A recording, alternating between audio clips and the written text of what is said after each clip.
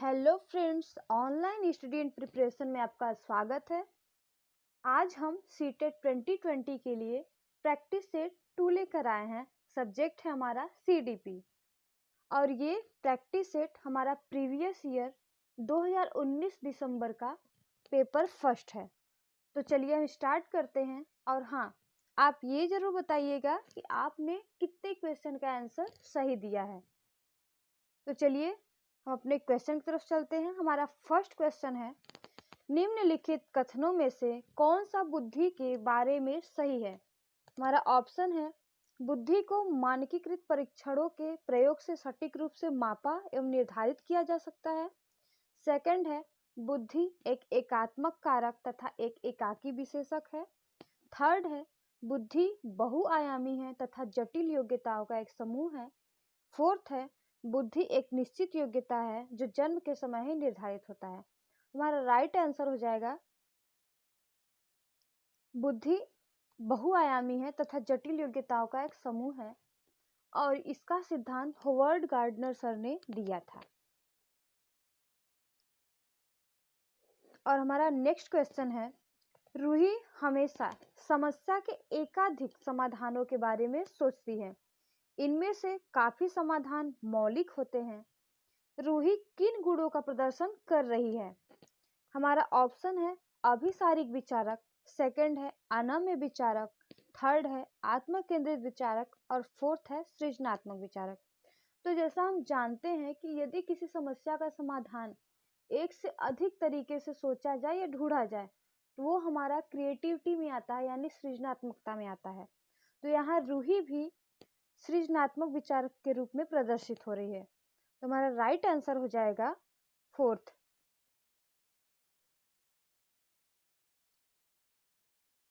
Next question है, निम्नलिखित में से कौन सा द्वितीयक सामाजिककरण एजेंसी का उदाहरण है। हमारा ऑप्शन है, परिवार एवं मीडिया। सेकंड है, विद्यालय एवं मीडिया। थर्ड है, मीडिया एवं पास पड़ोस और फोर्थ, परिवार एवं पास पड़ोस। तो हमारा पहला सामाजिकरण तो हमारा परिवार होता है और आसपास के पड़ोस के होते हैं। दूसरा सामाजिकरण कहाँ होता है, वो है विद्यालय एवं मीडिया। हमारा राइट आंसर हो जाएगा सेकंड, विद्यालय एवं मीडिया। नेक्स्ट क्वेश्चन है हमारा, निम्नलिखित अवधि में से किसमें शारीरिक वृद्धि एवं विकास तीव्र गति से घटित होता है। हमारा ऑप्शन है, प्रारंभिक बाल्यावस्था एवं मध्य बाल्यावस्था। सेकंड, मध्य बाल्यावस्था एवं किशोरावस्था। थर्ड, किशोरावस्था एवं वयस्कता। फोर्थ, शैशवावस्था एवं प्रारंभिक बाल्यावस्था। तो हमारा राइट आंसर हो जाएगा फोर्थ, शैशवावस्था एवं प्रारंभिक बाल्यावस्था, क्योंकि शैशवावस्था में हर एक वृद्धि और विकास बहुत तेजी से घटित होती है। नेक्स्ट क्वेश्चन है, बच्चों के संज्ञानात्मक विकास के संदर्भ में निम्नलिखित में से कौन सी पियाजे की संरचना है। फर्स्ट ऑप्शन है, अवलोकन अधिगम। सेकंड है, अनुबंधन। थर्ड है, प्रबलन और फोर्थ है, स्कीमा। हमारा राइट आंसर हो जाएगा फोर्थ।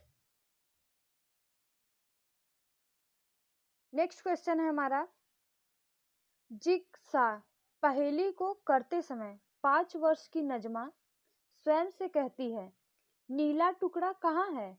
नहीं, यह वाला नहीं, गाढ़े रंग वाला, जिससे यह जूता पूरा बन जाएगा। इस प्रकार की वार्ता को वाइगोत्स्की किस तरह से संबोधित करते हैं। हमारा ऑप्शन है, फर्स्ट, जोर से बोलना। सेकंड है, पाठ या ढांचा। थर्ड है, आत्म केंद्रित वार्ता और फोर्थ है, व्यक्तिगत वार्ता। तो वाइगोत्स्की के अनुसार जब भी कोई बच्चा खुद से बात करता है तो उसे व्यक्तिगत वार्ता कहते हैं। हमारा राइट आंसर हो जाएगा फोर्थ, व्यक्तिगत वार्ता। और अगर ये पियाजे के अनुसार पूछा होता तो वो ईगोसेंट्रिक यानी कि आत्म केंद्रित वार्ता हो जाता। नेक्स्ट क्वेश्चन है हमारा, बच्चों को संकेत देना तथा आवश्यकता पड़ने पर सहयोग प्रदान करना निम्नलिखित में से किसका उदाहरण है? ऑप्शन है हमारा अनुबंधन, सेकंड मॉडलिंग, थर्ड पाड़ या ढांचा, फोर्थ प्रबलन। हमारा राइट आंसर हो जाएगा पाड़ या ढांचा। वाइगोत्स्की के अनुसार जब किसी बच्चे को आवश्यकता पड़ने पर किसी अन्य के द्वारा उसे संकेत दिया जाता है या सहायता किया जाता है तो उसे पाड़ ढांचा या स्कैफोल्डिंग कहते हैं। नेक्स्ट क्वेश्चन हमारा, निम्नलिखित व्यवहारों में से कौन सा जीन पियाजे के द्वारा प्रस्तावित मूर्त संक्रियात्मक अवस्था को विशेषित करता है? ऑप्शन है हमारा संरक्षण, कक्षा समावेशन, सेकंड आस्थगित अनुकरण, पदार्थ स्थायित्व, थर्ड है प्रतीकात्मक खेल, विचारों की अनुत्क्रमणीयता, और फोर्थ है परिकल्पित निगमनात्मक तर्क, साध्यात्मक विचार। तो जीन पियाजे के अनुसार मूर्त संक्रियात्मक अवस्था 7 से 11 वर्ष के बच्चों के लिए होता है। तो हमारा राइट आंसर हो जाएगा फर्स्ट संरक्षण, कक्षा समावेशन।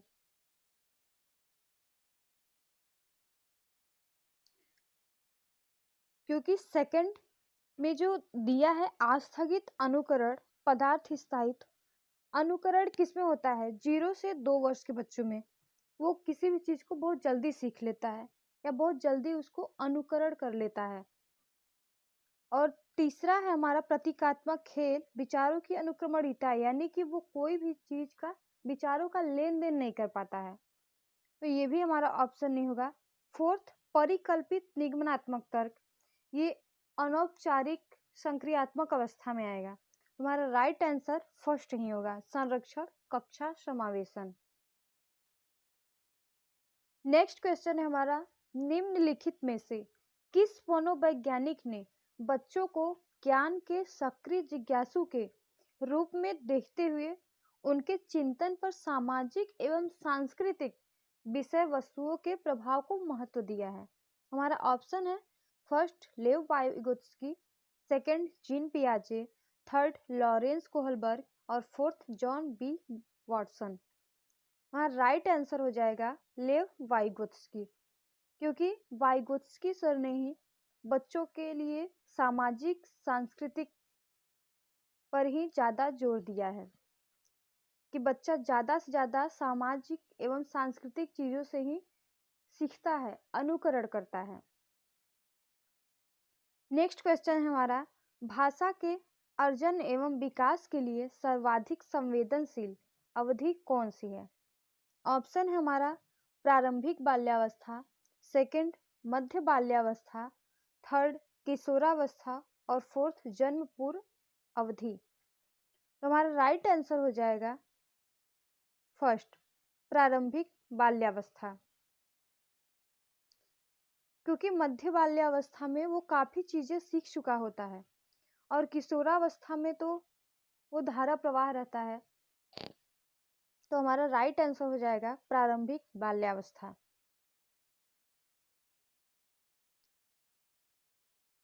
नेक्स्ट क्वेश्चन है हमारा, निम्नलिखित में से कौन सी लॉरेंस कोहलबर्ग के द्वारा प्रस्तावित नैतिक विकास की एक अवस्था है? हमारा ऑप्शन है सामाजिक अनुबंध अभिविन्यास, सेकंड मूर्त संक्रियात्मक अवस्था, थर्ड उद्योग बनाम अधीनता अवस्था, और फोर्थ है प्रसुप्ति अवस्था। हमारा राइट आंसर हो जाएगा सामाजिक अनुबंध अभिविन्यास। ये लॉरेंस कोहलबर्ग के द्वारा दिया गया है। इसे सामाजिक अनुबंध अभिमुखता भी कहते हैं। इसमें बच्चा वही करता है जो उसे सही लगता है। अगर उसे किसी की जान बचाने के लिए चोरी भी करनी पड़ती है तो वो करता है, उसके लिए वो ठीक है। हम अपने नेक्स्ट क्वेश्चन की तरफ चलते हैं। कक्षा में परिचर्चा के दौरान एक शिक्षक प्रायः लड़कियों की तुलना में लड़कों पर अधिक ध्यान देता है, यह किसका उदाहरण है? ऑप्शन है हमारा जेंडर पहचान, जेंडर संबद्धता, जेंडर समरूपता एवं जेंडर पक्षपात। तो अगर शिक्षक लड़का और लड़की में भेद करता है तो ये रूढ़िवादी हो गई। तो हमारा आंसर हो गया जेंडर पक्षपात। नेक्स्ट क्वेश्चन है हमारा, बच्चों में जेंडर रूढ़िवादिता एवं जेंडर भूमिका अनुरूपता को कम करने के लिए निम्नलिखित में से कौन सी पद्धति प्रभावशाली है? हमारा ऑप्शन है जेंडर विशिष्ट भूमिकाओं को महत्व देना, सेकंड जेंडर पृथक खेल समूह बनाना, थर्ड जेंडर पृथक बैठने की व्यवस्था करना और जेंडर पक्षपात के बारे में चर्चा करना। हमारा राइट आंसर हो जाएगा जेंडर पक्षपात के बारे में चर्चा करना।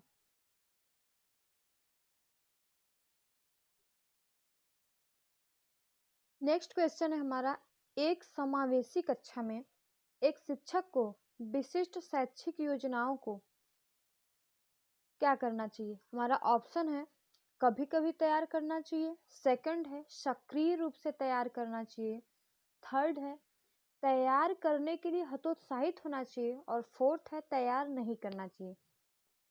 तो हमारा राइट आंसर हो जाएगा सेकंड, सक्रिय रूप से तैयार करना चाहिए। मतलब वो एक्टिव हो, सक्रिय हो, तभी तो वो समावेशी कक्षा में विशिष्ट बालक और सामान्य बालक को अच्छे से शिक्षित कर पाएगा। नेक्स्ट क्वेश्चन है हमारा, पठन वैफल्य बच्चों के प्राथमिक लक्षण क्या है? तो पठन वैफल्य होता क्या है? इसे डिसलेक्सिया भी कहते हैं। हमारा ऑप्शन हो जाएगा अपसारी चिंतन, पढ़ने में धारा प्रवाहिता, सेकंड है धारा प्रवाह पढ़ने की अक्षमता, थर्ड है एक ही गति विषयक कार्य को बार बार करना या दोहराना और फोर्थ है न्यून अवधान विकार। हमारा डिसलेक्सिया का लक्षण क्या है कि बच्चा सही रूप से देख नहीं पाता है, पढ़ नहीं पाता है, उसे पढ़ने में समस्या आती है। वह राइट आंसर हो जाएगा सेकंड, धारा प्रवाह पढ़ने की अक्षमता। नेक्स्ट क्वेश्चन है हमारा, विद्यार्थियों को स्पष्ट उदाहरण एवं गैर उदाहरण देने के क्या परिणाम है? हमारा ऑप्शन है यह विद्यार्थी के दिमाग में भ्रांतियां उत्पन्न करता है, सेकंड है यह अवधारणाओं की समझ में अभाव पैदा करता है, थर्ड है यह अवधारणात्मक समझ के बजाय कार्यविधिक या प्रक्रियात्मक ज्ञान पर ध्यान केंद्रित करता है और फोर्थ है अवधारणात्मक परिवर्तनों को प्रोत्साहित करने के लिए यह एक प्रभावशाली तरीका है। तो हमारा राइट आंसर हो जाएगा फोर्थ, क्योंकि विद्यार्थियों को स्पष्ट उदाहरण एवं गैर उदाहरण देने के परिणाम बहुत हैं। उनको प्रभावशाली तरीके से प्रोत्साहित किया जाता है, उनके अंदर रुचि उत्पन्न किया जाता है, उन्हें अभिप्रेरित किया जाता है और प्रकृति के साथ जोड़ा जाता है। तो ये सब हमारे परिणाम हैं। नेक्स्ट क्वेश्चन है हमारा, बच्चों को अधिगम गतिविधियों में भागीदारी करने के लिए लगातार पुरस्कार देना व दंड का प्रयोग करने से क्या प्रभाव पड़ता है? हमारा ऑप्शन है फर्स्ट, आंतरिक अभिप्रेरणा बढ़ती है, सेकंड है यह बच्चों को प्रदर्शन आधारित लक्ष्यों के बजाय निपुणता पर ध्यान देने के लिए प्रोत्साहित करेगा, थर्ड है अधिगम में बच्चों की स्वाभाविक अभिरुचि तथा जिज्ञासा कम होती है और फोर्थ है बाहरी अभिप्रेरणा कम होती है। तो बच्चों को अगर लगातार पुरस्कृत किया जाए या दंड दिया जाए, तो दंड अगर हमेशा दिया जाए तो वो हतोत्साहित हो जाएगा और अगर लगातार उसे पुरस्कार भी दिया जाएगा तो उसके अंदर कोई रुचि नहीं होगी पढ़ने की, सिर्फ एक लालच बढ़ेगा जो आगे चलकर वो पढ़ने में उतना रुचि नहीं ले पाएगा। तो हमारा राइट आंसर हो जाएगा थर्ड, अधिगम में बच्चों की स्वाभाविक अभिरुचि तथा जिज्ञासा कम होती है। नेक्स्ट क्वेश्चन है हमारा, शिक्षा का अधिकार अधिनियम 2009 में उल्लेख की गई समावेशी शिक्षा की अवधारणा निम्नलिखित में से किस पर आधारित है? हमारा ऑप्शन है अशक्त बच्चों के प्रति एक सहानुभूति अभिवृत्ति। सेकंड, अधिकार आधारित मानवतावादी परिप्रेक्ष्य। थर्ड, मुख्यतः व्यावसायिक शिक्षा उपलब्ध करा करके अशक्त बच्चों को मुख्य धारा में शामिल करना। और फोर्थ है व्यवहारवादी सिद्धांत। तुम्हारा राइट आंसर हो जाएगा थर्ड, मुख्यतः व्यावसायिक शिक्षा उपलब्ध करा करके अशक्त बच्चों को मुख्य धारा में शामिल करना। नेक्स्ट क्वेश्चन है हमारा, शिक्षण अधिगम प्रक्रिया में वंचित समूह से संबंधित विद्यार्थियों के द्वारा सहभागिता कम होने की स्थिति में एक शिक्षक को क्या करना चाहिए? फर्स्ट ऑप्शन है हमारा, इस स्थिति को जैसी है स्वीकार कर लेना चाहिए। सेकंड, इन विद्यार्थियों से अपनी अपेक्षाओं को कम करना चाहिए। थर्ड, अपनी शिक्षण पद्धति पर विचार करना चाहिए तथा बच्चों की सहभागिता में सुधार करने के लिए नए तरीके ढूंढने चाहिए। फोर्थ है बच्चों को विद्यालय छोड़ने के लिए कहना चाहिए। तो इस स्थिति में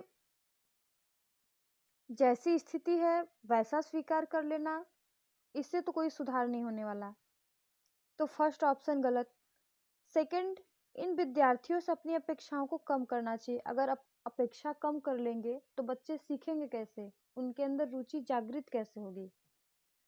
और फोर्थ, बच्चों को विद्यालय छोड़ने के लिए कहना, ये तो बिल्कुल गलत है। अगर बच्चे विद्यालय छोड़ देंगे तो उनका विकास कैसे होगा।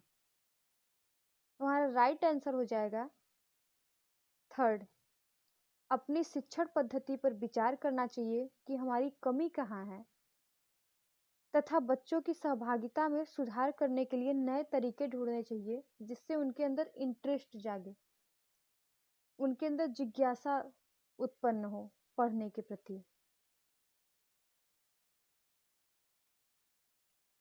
नेक्स्ट क्वेश्चन है हमारा, निम्नलिखित में से कौन सी प्रथाएं सार्थक अधिगम को बढ़ावा देती हैं? हमारा ऑप्शन है शारीरिक दंड। सेकंड, सहयोगात्मक अधिगम पर्यावरण। थर्ड, सतत एवं समग्र मूल्यांकन। और फोर्थ, निरंतर तुलनात्मक मूल्यांकन। अगर शारीरिक दंड दिया जाएगा तो अधिगम को कोई बढ़ावा नहीं मिलेगा, वो उल्टा हतोत्साहित होंगे।